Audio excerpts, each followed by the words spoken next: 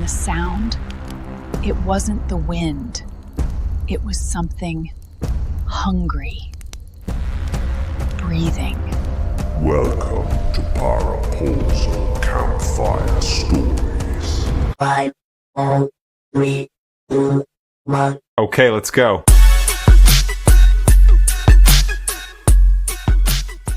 And then, but her aunt was actually in it, in a nursing home, correct?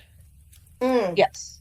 Okay, so why don't you, so she's got a story that she wants to, because her aunt has passed, but they were able to get this story from their aunt before she passed away. So take it away, Miss Christy. Okay. So tiny bit of backstory. My aunt was actually in she was at the nursing home for rehab because she had knee surgery done. And then she had an infection because of the knee surgery. And so she couldn't come home at the time. She had to be where they could, constant nurse interaction type of. Right.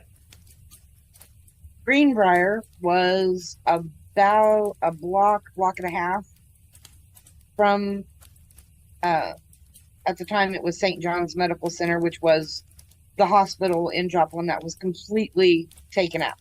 Yeah. In Greenbrier, there were either 3 or 5 patients out of the almost 200. Only between 3 and 5 survived. Wow. And my aunt was one of them.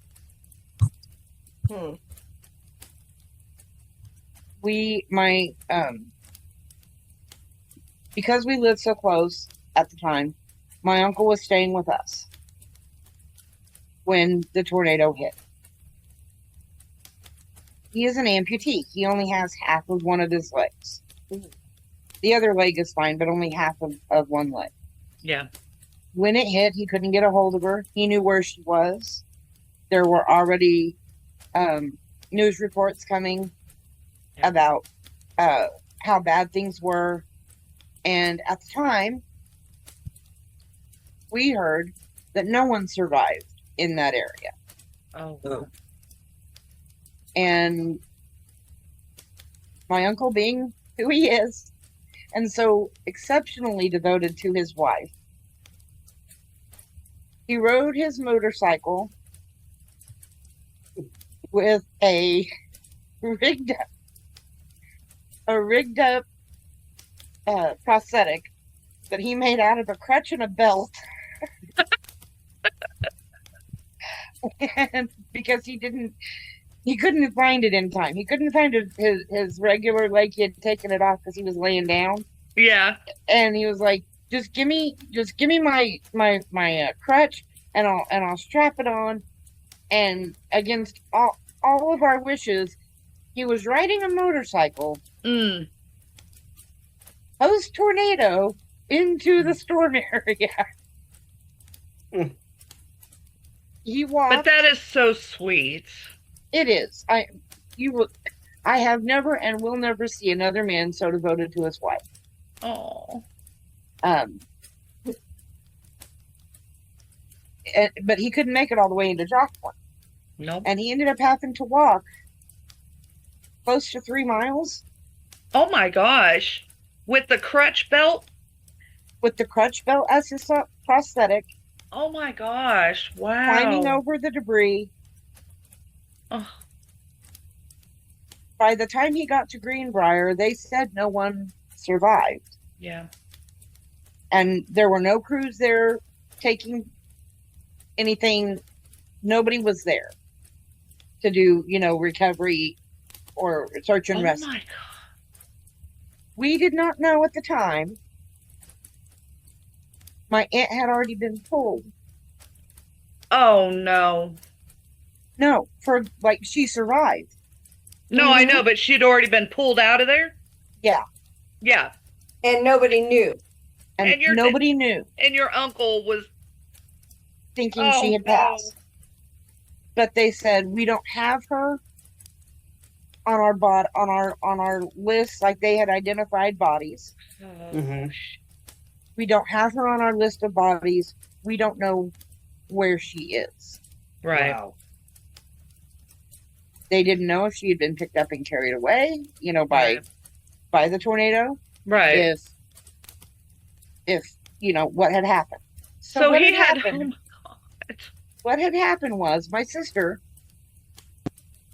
works in the hospital field, in the nursing sort of field. Yeah. She was out rescuing people. Oh, okay. She found her at the hospital Oh. at Freeman, A block and a half away. a block and a half away. Mm-hmm. Freeman was left basically untouched. Wow. Yeah. Yeah.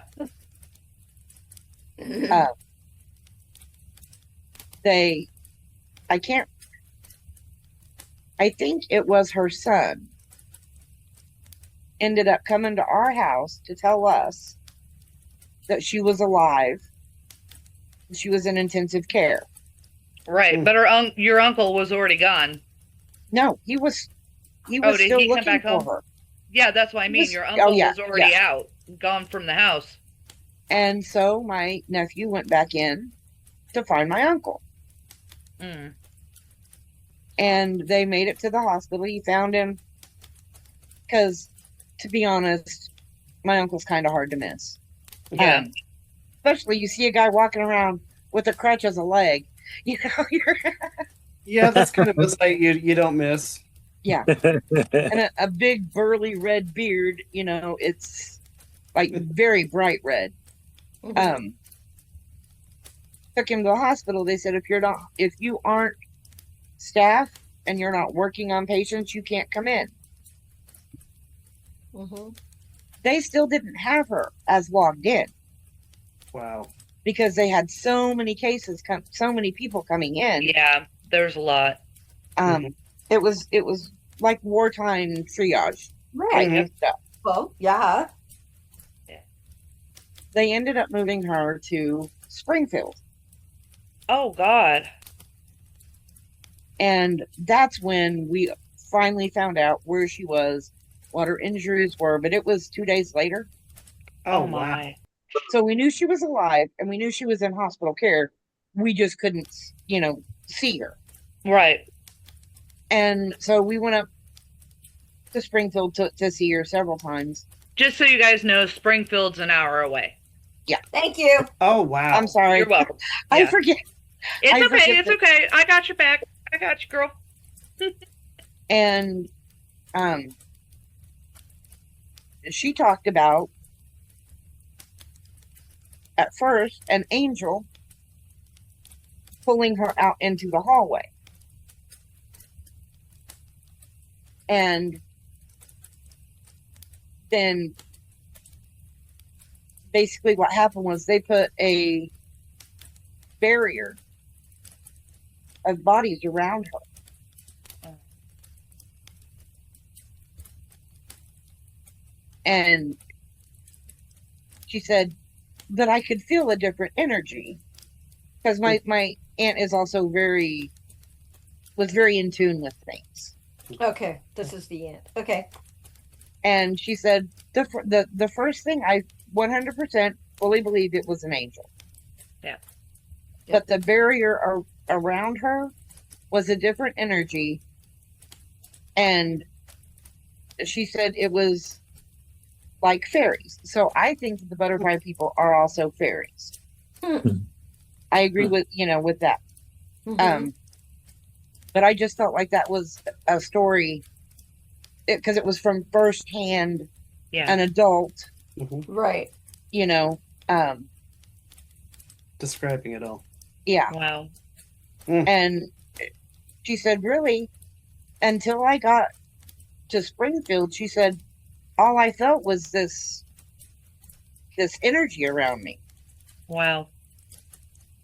And she said, I apparently when they found her, she was actually very close to passing.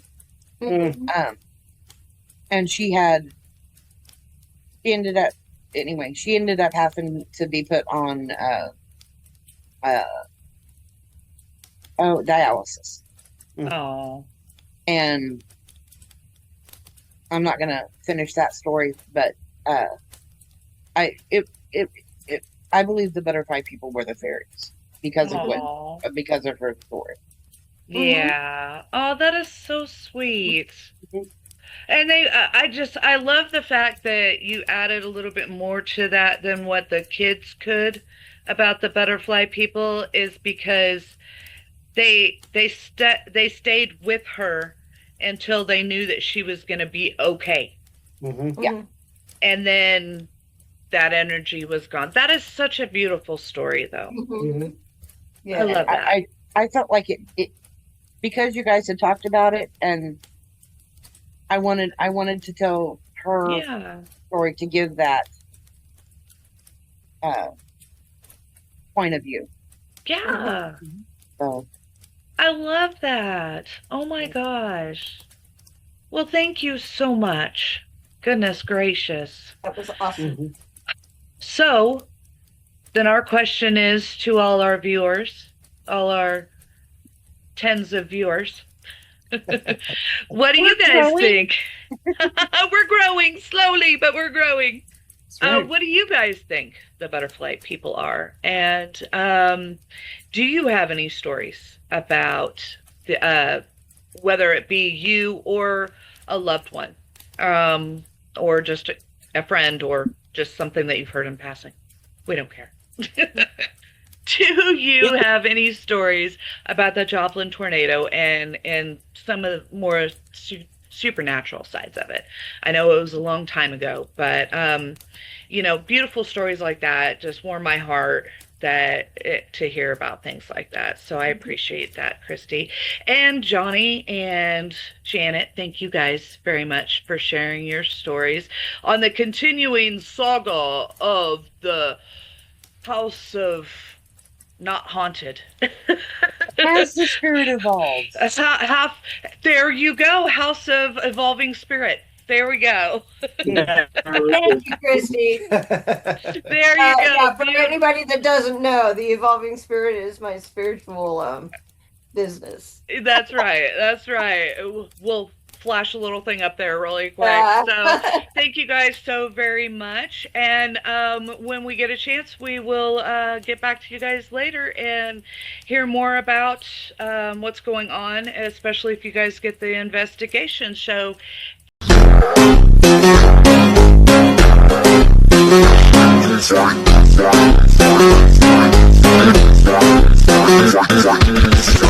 Talking about what you said about the fairies and the children, it brought to mind another story, the 911 story. I don't know if you guys know this. The day before, all the school children in the schools next to the building, they were making pictures of angels saving them, people burning, different demon pictures. They all had a lot of stuff, like a collage of what was going to happen the day after. So, and the FBI investigated these children too. Like, were you guys part of it, or were you it was ridiculous, but they actually had drawn a lot of pictures and stuff that made a direct correlation to what had happened the day after 911. Happened 911. So the day before, they made the pictures and everything. So I thought that was pretty interesting. Wow.